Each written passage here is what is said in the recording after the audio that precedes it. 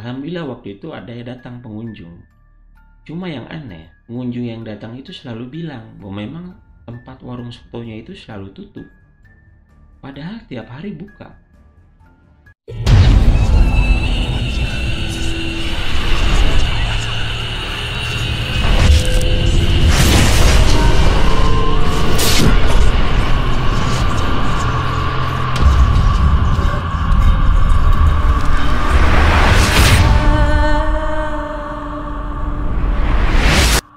Ceritanya kali ini datang dari temen gue penjual soto ayam.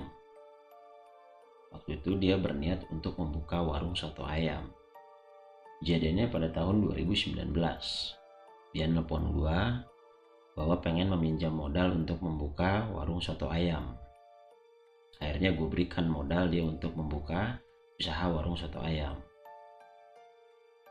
2 bulan berjalan membukanya, itu terlihat aman-aman aja. Bahkan banyak pembelinya.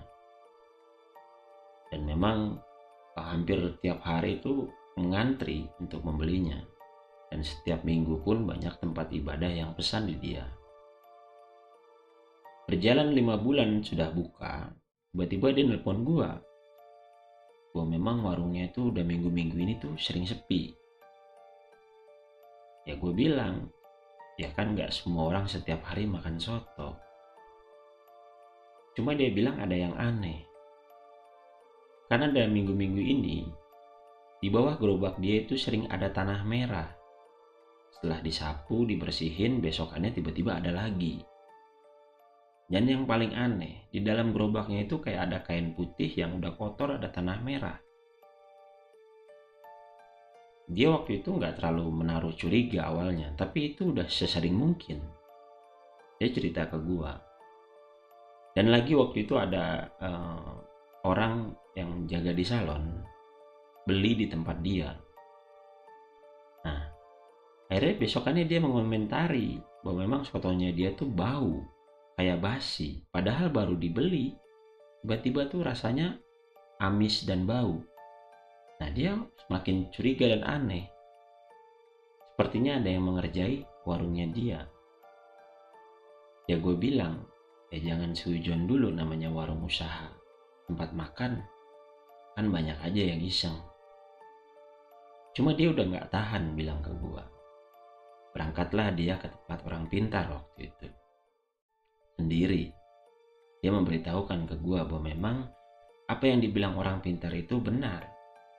Ada yang mengiriminya. Katanya yang tidak jauh dari tempat makan dia. Yang berdagang di malam hari. Memang terlihat ramai katanya, padahal aslinya sepi. Nah, gue bilang ke dia, kenapa lu datang ke tempat seperti itu? Dia kan orang pintar. Kalau lu datang berarti kan orang bodoh. Cuma dia nggak mendengarkan apa yang gue bilang. Tetap dia mengikuti apa yang dibilang sama orang pintar itu. Gue memang harus disiram dengan air beras lah, harus dengan daun kelor lah, apalah. Akhirnya gue kasih tahu ke dia, coba lu buka warung dengan bersolawat. Sekali saja. Akhirnya dia mengikuti apa yang gue bilang. Pas dia buka warung tuh, dia bersolawat. Alhamdulillah waktu itu ada yang datang pengunjung. Cuma yang aneh, pengunjung yang datang itu selalu bilang bahwa memang tempat warung sotonya itu selalu tutup. Padahal tiap hari buka. Di situ dia makin aneh lagi. Belum lagi waktu itu pas malamnya, dia mau tutup, tiba-tiba ada perempuan yang beli. Pas perempuan itu beli, ditanya sama dia, berapa bungkus? Tapi perempuan itu cuma bilang, saya mau ayamnya aja sama kuahnya, katanya. Nah, temen gue kan aneh. Tapi akhirnya dilayani juga. Pas dari situ dia belikan tuh ayam dan kuahnya aja ke perempuan itu. Nah, gak lama dari itu, besokannya itu sama sekali gak ada pembeli yang datang. Hingga 2 minggu gak ada pembeli yang datang. Alhasil dia datang lagi ke orang pintar itu. Dia memberitahukannya lagi ke gua gue memang suruh A, I, A, B, U, udahlah dari orang pintar itu gitu. Dia bilang. Akhirnya gue bilang lagi, coba di ngajiin tempat lu jangan denger apa kata orang pintar. Nggak lama dia ngajak gue dan teman-teman yang lain sama RT di situ dan Ustadz di situ kayak untuk pengajian lah, biar lancar usahanya. Nah besokannya tuh banyak yang beli, alhamdulillah. Rame lagi, gitu. Rame lagi tuh tempatnya dia. Itu kayak biasanya lagi gitu. Tapi tetap aja beberapa tuh ada yang bilang selalu bahwa memang tempatnya selalu tutup pas mau dibeli. Baru kali ini buka katanya. Padahal tuh setiap hari buka gitu. Nggak pernah tutup. Tapi aneh. Akhirnya nggak lama dari itu tuh dia sempat tutup 2 hari. Pas tutup 2 hari, besokannya dia buka. Gitu.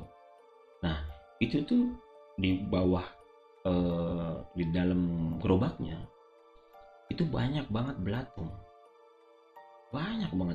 dia sirami, dia ini itu sampai 3 hari berturut-turut selalu ada belatung. Dan dari situ lagi orang lagi nggak pernah ada yang datang lagi untuk membeli. Semenjak saat itu dia udah malas jualan.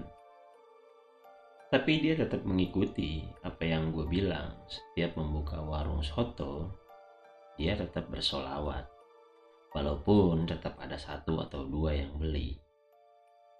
Memang gangguan-gangguan itu nggak cuma sebatas tanah merah itu, yang mungkin disebutnya tanah kuburan ya.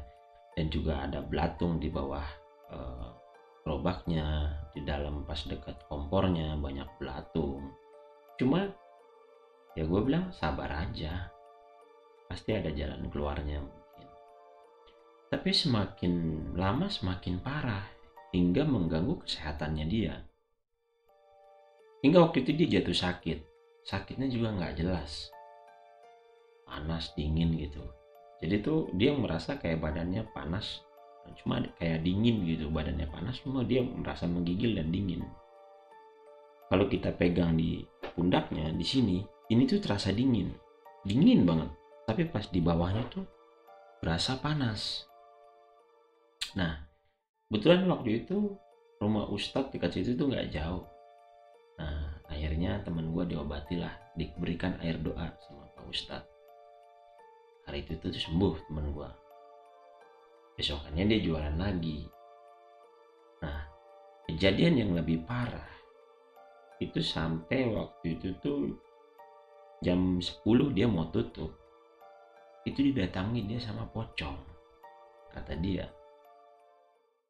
didatangi pocong pas dia mau nutup tempat tutupan itu tuh, air yang kuah buat itu pancinya, itu di depannya tiba-tiba ada pocong. Dia sontak kaget. Dari situ dia udah gak pernah mau lagi buka tempat soto ayam, karena dia takut. Karena memang udah mengganggu fisiknya dia, dan itu bahaya. Makanya dia memutuskan untuk menutup warung sotonya itu. Begitulah ceritanya.